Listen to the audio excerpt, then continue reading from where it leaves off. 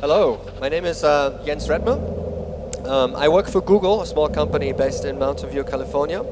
And I have the honor today to be able to show you a couple of product demos. And before I do that, let's give a big thanks to all the hardworking engineers and product managers that make these products a reality, because it's very easy to demo these products. It's very tough to actually create them. So I will start with Google Maps. Google Maps, with Google Image Search. So, hold on, I'm at the wrong window. There we go. That's all right. You pay for this later in beer. Okay, so I'll start with Google similar images. Many of our products undergo a process of being in the labs for a while. So this is a phase in which we test products, we get user feedback, and we get more information on how these products are liked or not liked by our users. Similar Images is one of these products that actually made it into the real product.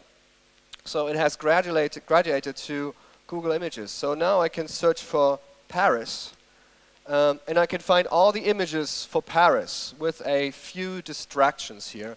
So let's delete Hilton from the search term to get something clearer. So pictures about Paris, that's nothing new. What's new since a few months is similar images. So you can kind of hover on any of these images and find images that are similar to what you're looking at. So you can find all images that are similar to what you've just seen. And this works perfectly well for other search terms as well. So let's say you search for a jaguar. Are you searching for a person with the name Jaguar? Are you searching for a car, or are you searching for an animal? We don't know. But you know, so you can kind of do the same mechanism and hit similar images, and you can only get images for jaguar animals. The same would be true if you go back, if you add additional features like, let's say we're only looking for faces, so then we get persons with the name Jaguar or that are relevant to the search term jaguar. Or let's say we search for flowers. You may not expect too many faces, so let's reset the tools. So these are the results for flowers if you go to image search, and you may have a specific interest in this flower or in green flowers or in pink flowers or anything like that. So very fast you can refine your search, you can get to what you're searching for much quicker. The second topic that I'd like to talk about is real-time search. And real-time search is a product where we're trying to get the enormous amount of information and wealth of content on the internet into the last seconds of when things are happening. So as you know, we crawl the index of the web every day, every hour, every minute, but a lot of stuff is happening while we speak. So if we search for something on Barack Obama, you can find all news results, you can find websites. Some of the news, as you see here, have been updated 24 minutes ago. But what if someone on Twitter has said something about Barack Obama? But what if somebody on Facebook has updated their profile on Barack Obama? One of the news features is Google real-time search. So what we're doing here is to include Twitter updates, public Facebook updates, and other sources so that users can really get real-time information about their particular subject. So as you see here, 1 second ago, something on myBarackObama.com has been updated. So that's really recent and really relevant to most users that are using this topic. As you saw when I typed Barack Obama, there's a lot of information from different types of media. So you can find videos, you can find images, you can find news, and you obviously find web pages. Now let's look for my favorite person on the internet, and that is Steve Ballmer. So if you look for Steve Ballmer, obviously you get videos, because he's a very famous person. You get Wikipedia entries, web pages. You get news for Steve Ballmer. You get images for Steve Ballmer. And other things. So if you click on any of these, you just link directly to information that you may find relevant for what you're searching for. So in this particular example, Steve Ballmer will sell us Windows 1.0. if the video loads. It does not. Let's see.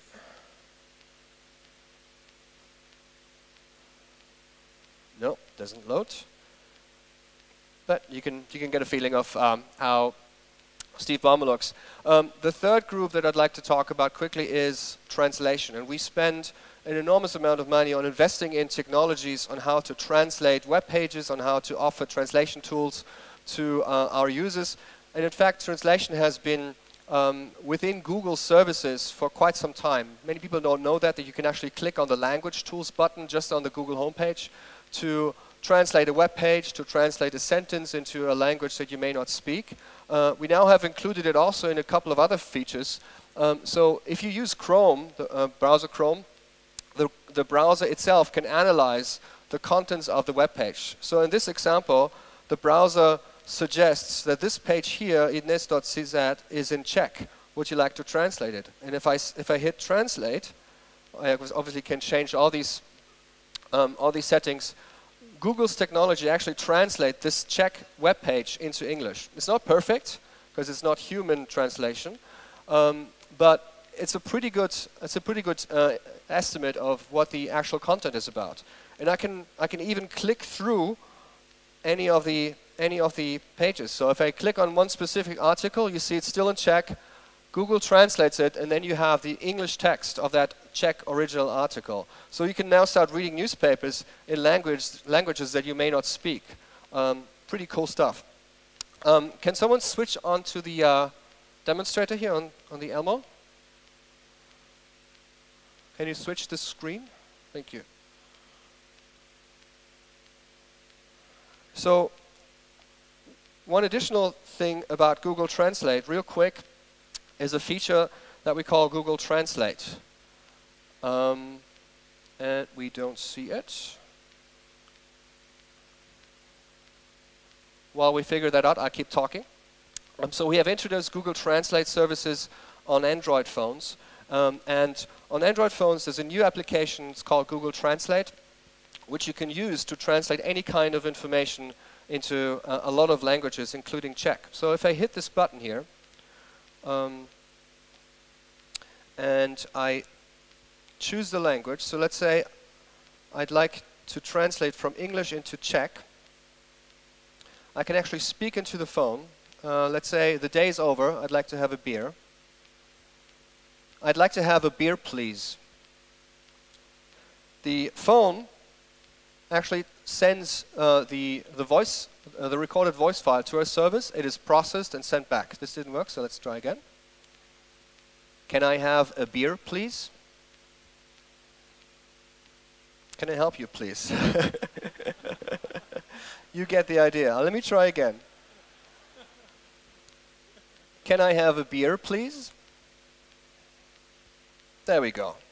So I hope that the check of this phone is okay. In some languages, we even have text-to-speech text-to-speech services. So you can actually have the phone talk to you. Let's say I go back to the hotel. I've had too many beers, and I'd like to go back to the hotel. So I talked to the taxi driver. Please get me to my hotel. I've had too many beers. I've had too many years. There you go. That's what you call beta products. Please get me to my There you go. Please get me to my hotel. I've had too many beers. There you go. And then you can actually, I'm not sure if you hear that, the system can actually talk. So I hold it to my microphone for a second. Do you hear that? So we have a text-to-speech engine for many languages that allows the text that we process, if we process it correctly. Try it on the phone, it actually works much better than with a microphone. That can translate and transliterate the text that we extract from your voice samples and talk to you. So this vision of the universal translator from Hitchhiker's Guide to the Galaxy is not happening tomorrow, but it's happening in a few years. So you can actually use a mobile device with universal knowledge in the pocket of your palm, and you can use these great services universally everywhere around the world. The last project that I'd like to talk about is Google Instant, a feature that we have just launched last week in the US, the UK, and many other European countries. Czech, as you may ask, will be happening very, very soon. And Google Instant is our approach to a completely new set of search paradigms. We really would like to make sure that search becomes even quicker, even faster, and even more easy to use. So if you have a look at how searches typically evolve, can you switch back to the main screen? If you have a look at how searches actually evolve, the average user takes about 9 seconds to type their search query. So it takes a lot of time to actually type your search query. And then network comes in, we actually process your search request because you hit return, and then the user starts selecting a result. So what we have tried is to kind of improve this overall process. As you see, the average user takes 24 seconds and the network time, so 25 seconds for an average result to choose to actually click on a web page. And we wanted to improve that. Obviously, we can't work with the brains of user yet, so we have to improve our technology. And one of the features that we have created is Google Instant. So the major change to Google, as you know it today, is that while you start typing, we actually process your search, we predict what you could be looking for, and we present the search result while you type. So let's see how that looks like.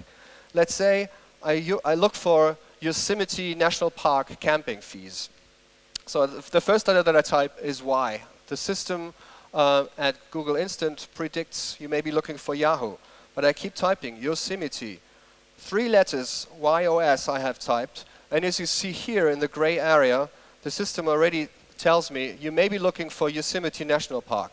So I can just go down, and while I go down here, I can switch between the different options that the system predicts. So let's say I go back to National Park, and I keep typing camping. Again, only 3 letters, and it suggests camping. And here I am with my result. So I actually have typed only YOS. I have gone up and down a couple of times, and I have typed CAM. The search result that I need, Yosemite National Park camping fees, I have now seen and gotten back in much shorter time than I usually would have done. And this is obviously an incredible amount of technical infrastructure that needs to be built in order to cope with that. And as you see, it's incredibly fast. Soon to be available in Czech as well. And last but not least, my favorite example on Google Maps, and then I will be passing on to my dear colleague Jarda, who'll be telling you a lot about Google's geo-related projects, and we also see a lot more information on Android phones, some really cool demos on Android later from Dave. So my favorite example on Google Maps is if you are in a city that you may not know. So last week I was in New York at our product management center. So I may see the map of New York, and then let's say that I'm getting hungry, and I'm really ignorant on local cuisine, so I need some German schnitzel. So if I search for schnitzel, and that's really the power of dynamic databases that are updated as we speak, you do not only find restaurants and places that have the term schnitzel in their name, which is what you would get from a static point of interest database, but you also get information if you go down here on restaurants that may not have the term schnitzel in their name. So there may be a good review on the internet that contains the term schnitzel. There may be a good website talking about the ranking of that particular restaurant containing the term schnitzel. As we take all of this additional secondary information into account when we rank results, you can actually get access to these results as well. And if you hit more info, you get all the relevant information. You even see which transit lines get you to the result. results from various review sites on the internet. You see the cuisine, where can I park, all kinds of information, images, what people say about this restaurant, and of course standard Google features such as a map and street view imagery. So really fantastic and compelling service. And Jarda, my colleague from Zurich, will tell you a lot more about Google's fantastic geo products. Sorry again for the technical mess. I'm hoping that things will run smoother now. Thanks for your attention. I'll be here all day. If there's any questions, go grab me and we'll drink a German beer. Thank you.